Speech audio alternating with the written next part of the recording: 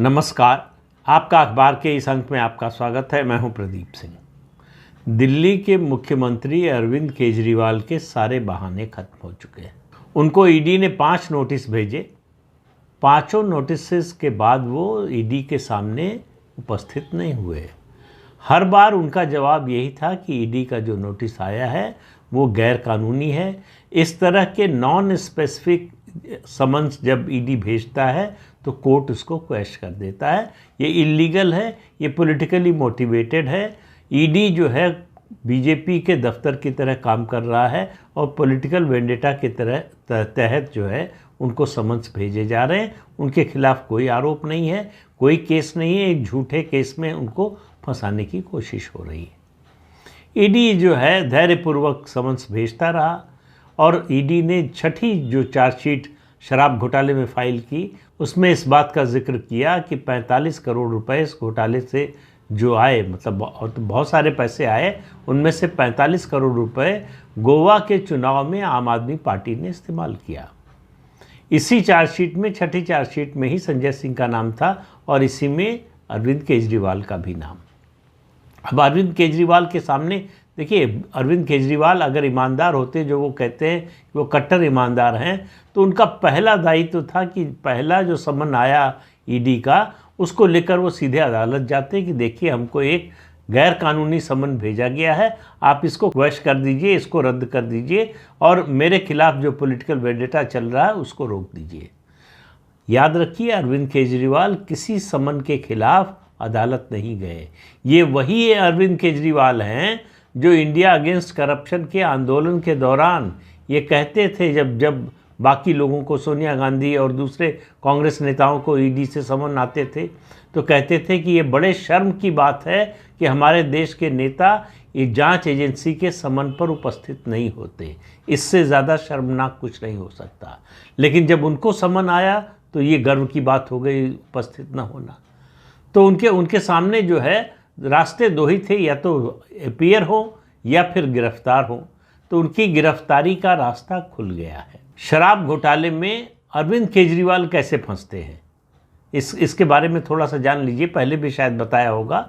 ED के सामने बाकी लोगों के बारे में तो व्यक्तिगत भ्रष्टाचार के आरोप हैं, लेकिन अरविंद केजरीवाल को उन्होंने जो कंपनीज एक्ट में जो प्रोविज़न होता है एक वाइकेरियस लाइबिलिटी का, कि कंपनी का जो चेयरमैन है उसने कोई घोटाला भले न किया हो सीधे, लेकिन जिन लोगों ने घोटाला किया वो उसकी जानकारी में था, उसकी सहमति से था और उस घोटाले का फ़ायदा कंपनी को पहुंचा, घोटाले के पैसे का फ़ायदा कंपनी को पहुंचा, ये उस चेयरमैन को पता हो तो वाइकेरियस लाइबिलिटी के तहत उसको गिरफ्तार किया जा सकता है, जेल भेजा जा सकता है, उसको सज़ा हो सकती है। इसी तरह से आम आदमी पार्टी ने अपने चुनाव प्रचार के लिए पैसा लिया इस शराब घोटाले का। ये बात ईडी जो है, इसकी मनी ट्रेल ईडी जो है स्थापित कर चुकी है।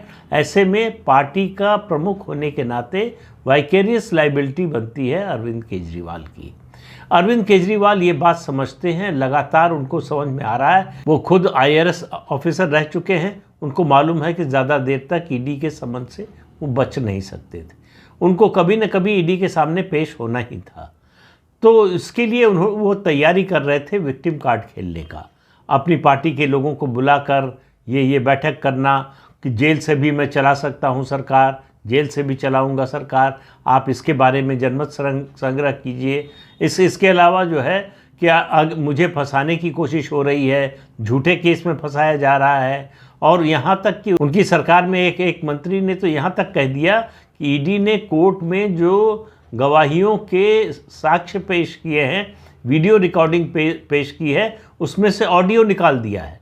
ईडी ने कहा है कि हम उनके खिलाफ कार्रवाई करेंगे, उनको लीगल नोटिस भेजेंगे। ये सरासर झूठ है, झूठा प्रचार है। मैंने पहले भी कहा था कि ये कैसे संभव है। मान लीजिए कि ईडी ने ऐसा किया हो, ऐसे तो ईडी ऐसा करने की सोच भी नहीं सकता। अगर ईडी ने ऐसा किया होता तो अब तक कोर्ट उसे उल्टा लटका चुकी होती। ईडी ने वीडियो में से ऑडियो निकाल दिया है, ये बात आतिशी मरलीना को पता है, लेकिन अदालत को पता नहीं है। जो स्पेशल कोर्ट है ईडी की उसको पता नहीं है, लेकिन आतिशी मरलीना को पता है। उसकी कॉपी सिर्फ अदालत में पेश की जाती है, जज के सामने जाती है, वो एविडेंस की तरह ट्रीट की जाती है। ईडी का मामला पुलिस के मामले से अलग है। पुलिस की जो व्यवस्था है उसमें पुलिस जो गवाहियाँ पेश करती है उसको साबित करना पड़ता है। ईडी के सामने जो भी गवाही होती है, जो बयान होता है, और ईडी के सामने एक और चीज़ है, जैसे आप पुलिस के सामने अपने विरुद्ध अगर आपने बयान दिया है तो वो कोर्ट में एडमिसिबल नहीं है, आप अपने को ही इंडिक्ट नहीं कर सकते, ये कानून मानता है। इसका मतलब है आप पर कोई दबाव डाला गया या अनुचित तरीके से आपसे ये बयान लिया गया।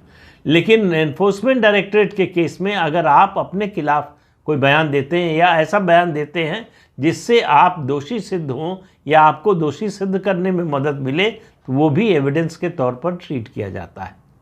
अब इन सब तथ्यों के मद्देनज़र अरविंद केजरीवाल का बचना, मैं कह रहा हूँ, लगभग असंभव है। लगभग इसलिए कह रहा हूँ कि मैं कोई ज्योतिषी नहीं हूँ, तो इसलिए जो है भविष्यवाणी नहीं कर सकता, लेकिन जो तथ्य हैं उनको देखते हुए इनसे कम तथ्यों पर भी लोग जेल गए हैं।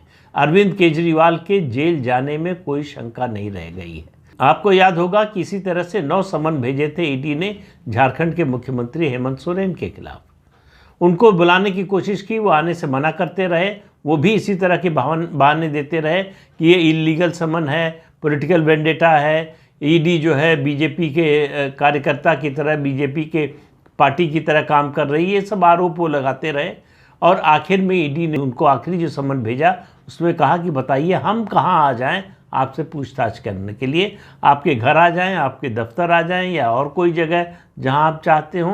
तो हेमंत सोरेन को कहना पड़ा कि आप मेरे दफ्तर यानी मुख्यमंत्री कार्यालय आ जाइए। ईडी वहाँ गई उनसे पूछताछ करने के लिए, पूछताछ हुई, उसके बाद उनकी गिरफ्तारी हो गई। तो गिरफ्तारी से आप कुछ समय तक भाग सकते हैं, बच नहीं सकते। ये फ़र्क है समन पर पहली बार में जाने और न जाने में। अरविंद केजरीवाल वही टाइम बाई कर रहे थे। उनको लग रहा था कि इस तरह से वो लगातार जितनी बार समन आएगा और उसको वो इलीगल कहेंगे, उसके खिलाफ प्रचार करेंगे, उनको एक सहानुभूति लोगों की मिलेगी और ईडी के खिलाफ और केंद्र सरकार के खिलाफ एक माहौल बनेगा जिसका उनको राजनीतिक लाभ आने वाले लोकसभा चुनाव में और उसके बाद 2025 में जो विधानसभा का चुनाव होने वाला है उसमें मिलेगा। दिल्ली में, बाहर की बात छोड़ दीजिए, दिल्ली में अरविंद केजरीवाल लगातार अलोकप्रिय होते जा रहे हैं। उनकी सरकार का शायद ही कोई विभाग बचा हो जिसके खिलाफ भ्रष्टाचार की जांच न चल रही हो। किसी मामले में सीबीआई की, किसी मामले में ईडी की, तो किसी मामले में क्राइम ब्रांच की। लगभग हर विभाग, महत्वपूर्ण विभाग के खिलाफ भ्रष्टाचार के आरोप की जांच चल रही है। तो अरविंद केजरीवाल चारों तरफ से घिरे हुए हैं। जब 5वां समन भेजा ईडी ने उनको और फिर उनका उसी तरह का जवाब आया अपीयर होने से पहले, यानी अपीयर तो हुए ही नहीं, तो ईडी कोर्ट की शरण में गई। राउज एवेन्यू में जो स्पेशल कोर्ट है इसमें ईडी ने कहा कि बार बार समन भेज रहे हैं, अरविंद केजरीवाल अपीयर होने से मना कर रहे हैं। राउज एवेन्यू कोर्ट की मेट्रोपॉलिटन मजिस्ट्रेट जो हैं दिव्या मल्होत्रा, उनका फैसला बुधवार को आ गया। उन्होंने निर्देश दिया है अरविंद केजरीवाल को कि 17 फरवरी को ईडी के सामने पेश हों। आज है 8 फरवरी। अरविंद केजरीवाल के पास मेरे हिसाब से आज़ादी के 9 या 10 दिन और हैं। 17 फरवरी को अब ईडी के सामने पेश होने के अलावा उनके सामने कोई विकल्प नहीं है। उनको ईडी के सामने पेश होना ही पड़ेगा। अभी तक जो वो दावा कर रहे थे कि समन इलीगल है, अदालत ने कहीं नहीं माना कि ईडी का समन इलीगल है। यानी लीगल समन था जिसकी अवहेलना कर रहे थे एक प्रदेश का चुना हुआ मुख्यमंत्री, संवैधानिक पद पर बैठा हुआ व्यक्ति जो है वो कानून का, संविधान का उल्लंघन कर रहा था। इससे ज़्यादा शर्म की बात क्या हो सकती है। लेकिन शर्म उनको आती है जिनमें थोड़ी नैतिकता हो। अरविंद केजरीवाल जैसे लोगों में नैतिकता नाम की कोई चीज़ है नहीं, तो इसलिए शर्म आने का सवाल नहीं है। तो उनको 17 फरवरी को पेश होना पड़ेगा। और जो अभी तक का, मतलब कोई भविष्यवाणी नहीं की जा सकती, लेकिन अभी तक का जो ट्रैक रिकॉर्ड है ईडी का, जिस तरह से पूछताछ का, कि 17 तारीख को पूछताछ होगी, हो सकता है 18 को भी हो, और पूछताछ के अंत में अगर उनसे सेटिस्फैक्ट्री जवाब नहीं मिलते, जिसकी पूरी संभावना है क्योंकि वो तो समन को ही इलीगल बता रहे हैं, शराब घोटाले को जो है फर्जी केस बता रहे हैं, तो वो जो जवाब देंगे ईडी के सवालों का, उससे ईडी के संतुष्ट होने का कोई प्रश्न ही नहीं उठता है। तो ऐसे में उनकी गिरफ्तारी तय है। तो 17 या 18 या 19, मैं मानकर चल रहा हूँ ज़्यादा से ज़्यादा ये 3 दिन, जिनमें से किसी भी दिन अरविंद केजरीवाल की गिरफ्तारी हो सकती है। तो देश में अरविंद केजरीवाल दूसरे ऐसे मुख्यमंत्री होंगे, सिटिंग चीफ मिनिस्टर, जो भ्रष्टाचार के आरोप में जिनकी गिरफ्तारी होगी। हेमंत सोरेन की हो चुकी है। देश ने देखा कि हेमंत सोरेन जो सिटिंग चीफ मिनिस्टर थे वो ईडी की कस्टडी में गवर्नर हाउस गए इस्तीफा देने के लिए। यही दृश्य आपको 17, 18 या 19 फरवरी को दिखाई देगा कि अरविंद केजरीवाल ईडी की कस्टडी में लेफ्टिनेंट गवर्नर के पास जा रहे हैं इस्तीफा देने के लिए। तो अरविंद केजरीवाल के राजनीतिक सफ़र का इसी महीने ज़्यादा से ज़्यादा 17, 18, 19 में से किसी दिन उसका अंत हो सकता है। उनकी जगह उनके बाकी साथियों, जहां मनीष सिसोदिया हैं, संजय सिंह हैं और उनके दूसरे जो सहयोगी हैं तिहाड़ जेल में, वहीं पहुंचेंगे। क्या विडंबना है कि तिहाड़ जेल का प्रबंधन जो है वो दिल्ली सरकार के पास है। अब उसके बाद क्या होगा इसका सवाल है। आने वाले जो है 8-9 दिनों में अरविंद केजरीवाल इसी की तैयारी करेंगे। उनको अपना कोई उत्तराधिकारी घोषित करना पड़ेगा, जिस तरह से हेमंत सोरेन ने किया था, जिस तरह से एक समय लालू प्रसाद यादव ने किया था, जिस तरह से एक समय जयललिता ने किया था। ये दोनों नेता भी, लालू प्रसाद यादव और जयललिता, ये दोनों भ्रष्टाचार के आरोप में जेल गए थे, लेकिन जेल जाने से पहले, गिरफ्तारी से पहले इन लोगों ने इस्तीफा दे दिया था और अपना उत्तराधिकारी चुनवा लिया था। हेमंत सोरेन ने गिरफ्तारी के बाद इस्तीफा दिया। क्या अरविंद केजरीवाल गिरफ्तारी से पहले इस्तीफा देंगे या गिरफ्तारी के बाद देंगे? ज़्यादा उम्मीद यह है कि गिरफ्तारी के बाद देंगे, क्योंकि उनको नाटक करना है। नाटक उनकी राजनीति का बहुत बड़ा हिस्सा है। तो अरविंद केजरीवाल के सारे बहाने हो गए खत्म, अब उनके जेल जाने का रास्ता हो गया साफ। तो हिंदी फिल्म का वो गीत याद आ रहा है कि निकले थे कहाँ जाने के लिए, पहुँचे हैं कहाँ मालूम नहीं, अब अपने भटकते कदमों को मंजिल का निशा मालूम नहीं। तो अरविंद केजरीवाल को मंजिल का निशा मालूम नहीं है, लेकिन उनकी फौरी मंजिल जो है वो तिहाड़ जेल है, ये सबको मालूम है। पता नहीं अरविंद केजरीवाल अब भी मानने को तैयार हुए हैं या नहीं। लेकिन इसी महीने अरविंद केजरीवाल दिल्ली शराब घोटाले में गिरफ्तार हो सकते हैं। और आपको याद होगा, अगर मेरी याददाश्त ठीक काम कर रही है, तो 2013 में फरवरी में ही अरविंद केजरीवाल जीवन में पहली बार मुख्यमंत्री बने थे। पहली बार मुख्यमंत्री बने थे और पहली बार मुख्यमंत्री रहते हुए ही जेल जाएंगे।